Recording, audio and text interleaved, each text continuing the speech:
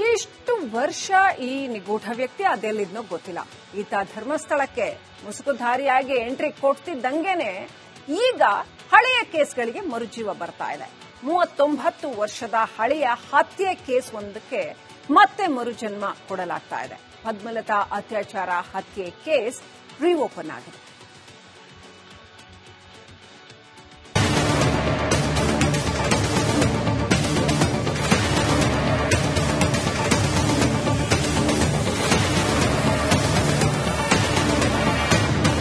ಸಂಚಲನ.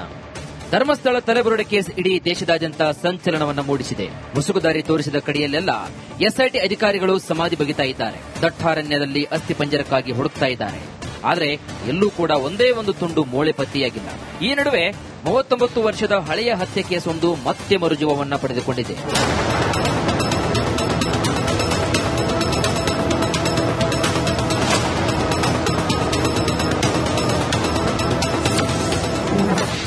ಪದ್ಮಲತಾ ಅತ್ಯಾಚಾರ ಹತ್ಯೆ ಕೇಸ್ ರೀಓಪನ್. ಅಸ್ಥಿಪಂಜರ ಹೊರತೆಗೆದು ತನಿಖೆಗೆ ಆಗ್ರಹ.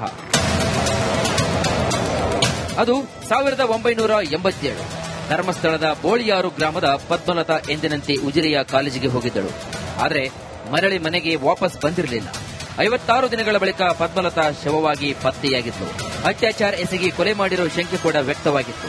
ಇದೇ ಕೇಸನ್ನ ಈಗ ಮರು ತನಿಖೆ ಮಾಡುವಂತೆ ಪದ್ಮಲತಾ ಸಹೋದರಿ ಇಂದ್ರಾವತಿ ಬೆಳತಂಗಡಿ ಎಸ್ಐಟಿ ಕಚೇರಿಗೆ ದೂರು ಕೂಡ ಕೊಟ್ಟಿದ್ದಾಳೆ.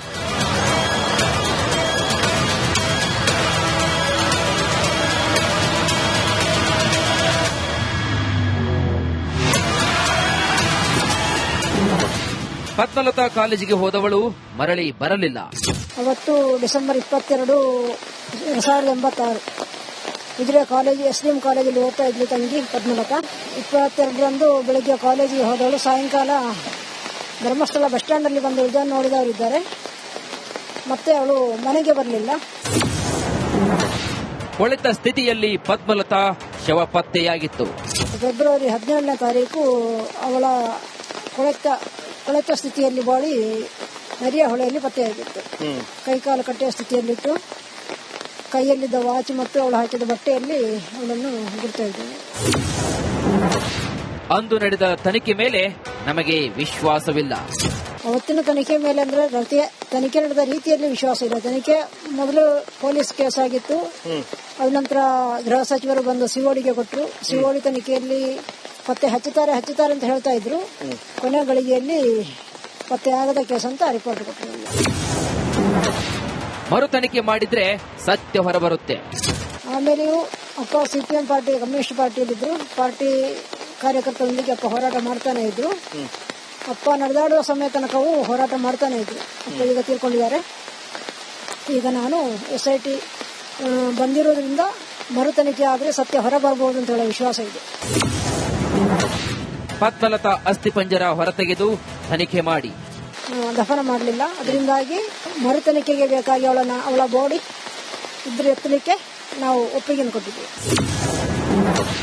ಅನುಮಾನವಿರೋ ವ್ಯಕ್ತಿಗಳ ಹೆಸರು ಹೇಳಿದ್ದೇವೆ. ಅನುಮಾನ ಇದ್ದವರ ಹೆಸರನ್ನು ನಾವು ಅರ್ಜಿಯಲ್ಲಿ ಸೇರಿಸಿದ್ದೇವೆ.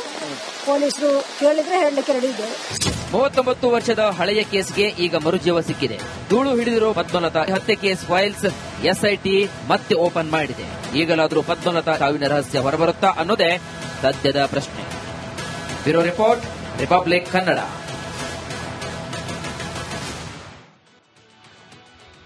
ಇಷ್ಟು ವರ್ಷ ಈ ನಿಗೂಢ ವ್ಯಕ್ತಿ ಅದೆಲ್ಲಿದ್ನೋ ಗೊತ್ತಿಲ್ಲ.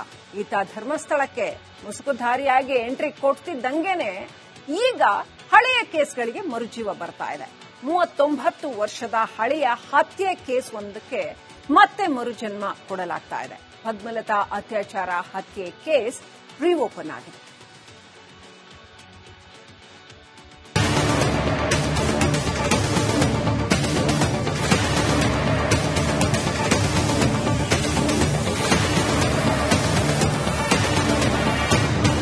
ಸಂಚಲನ. ಧರ್ಮಸ್ಥಳ ತಲೆಬುರುಡೆ ಕೇಸ್ ಇಡೀ ದೇಶದಾದ್ಯಂತ ಸಂಚಲನವನ್ನು ಮೂಡಿಸಿದೆ. ಮುಸುಕುದಾರಿ ತೋರಿಸಿದ ಕಡೆಯಲ್ಲೆಲ್ಲ ಎಸ್ಐಟಿ ಅಧಿಕಾರಿಗಳು ಸಮಾಧಿ ಬಗಿತಾ ಇದ್ದಾರೆ. ದಟ್ಟಾರಣ್ಯದಲ್ಲಿ ಅಸ್ಥಿಪಂಜರಕ್ಕಾಗಿ ಹುಡುಕ್ತಾ ಇದ್ದಾರೆ. ಆದರೆ ಎಲ್ಲೂ ಕೂಡ ಒಂದೇ ಒಂದು ತುಂಡು ಮೂಳೆ ಪತ್ತೆಯಾಗಿಲ್ಲ. ಈ ನಡುವೆ 39 ವರ್ಷದ ಹಳೆಯ ಹತ್ಯೆ ಕೇಸ್ ಒಂದು ಮತ್ತೆ ಮರುಜೀವವನ್ನ ಪಡೆದುಕೊಂಡಿದೆ.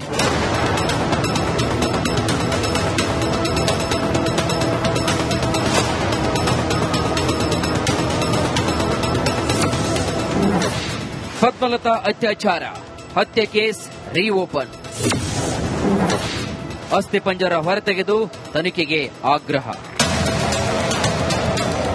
ಅದು 1987 ಧರ್ಮಸ್ಥಳದ ಬೋಳಿಯಾರು ಗ್ರಾಮದ ಪದ್ಮಲತಾ ಎಂದಿನಂತೆ ಉಜಿರೆಯ ಕಾಲೇಜಿಗೆ ಹೋಗಿದ್ದಳು. ಆದರೆ ಮರಳಿ ಮನೆಗೆ ವಾಪಸ್ ಬಂದಿರಲಿಲ್ಲ. 56 ದಿನಗಳ ಬಳಿಕ ಪದ್ಮಲತಾ ಶವವಾಗಿ ಪತ್ತೆಯಾಗಿತ್ತು. ಅತ್ಯಾಚಾರ ಎಸಗಿ ಕೊಲೆ ಮಾಡಿರೋ ಶಂಕೆ ಕೂಡ ವ್ಯಕ್ತವಾಗಿತ್ತು. ಇದೇ ಕೇಸನ್ನ ಈಗ ಮರು ತನಿಖೆ ಮಾಡುವಂತೆ ಪದ್ಮಲತಾ ಸಹೋದರಿ ಇಂದ್ರಾವತಿ ಬೆಳತಂಗಡಿ ಎಸ್ಐಟಿ ಕಚೇರಿಗೆ ದೂರು ಕೂಡ ಕೊಟ್ಟಿದ್ದಾಳೆ.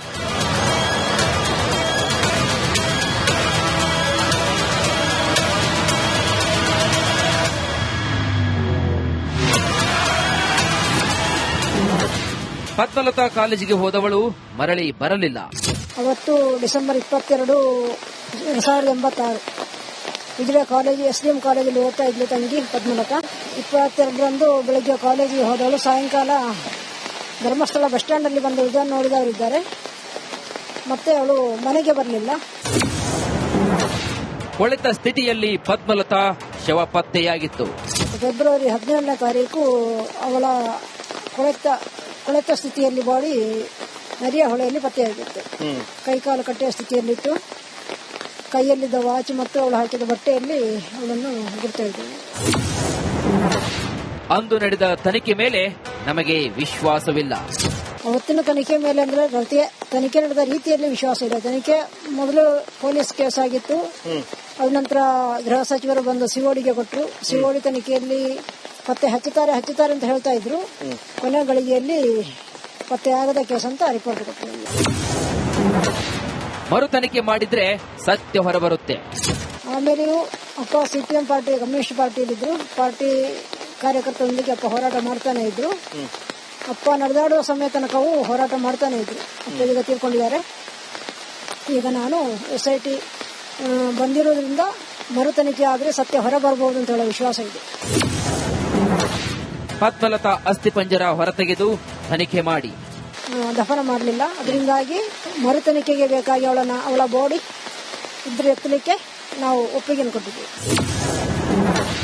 ಅನುಮಾನವಿರೋ ವ್ಯಕ್ತಿಗಳ ಹೆಸರು ಹೇಳಿದ್ದೇವೆ. ಅನುಮಾನ ಇದ್ದವರ ಹೆಸರನ್ನು ನಾವು ಅರ್ಜಿಯಲ್ಲಿ ಸೇರಿಸಿದ್ದೇವೆ. ಪೊಲೀಸರು ಕೇಳಿದ್ರೆ ಹೇಳಲಿಕ್ಕೆ ರೆಡಿ ಇದ್ದೇವೆ. 39 ವರ್ಷದ ಹಳೆಯ ಕೇಸ್ಗೆ ಈಗ ಮರುಜೀವ ಸಿಕ್ಕಿದೆ.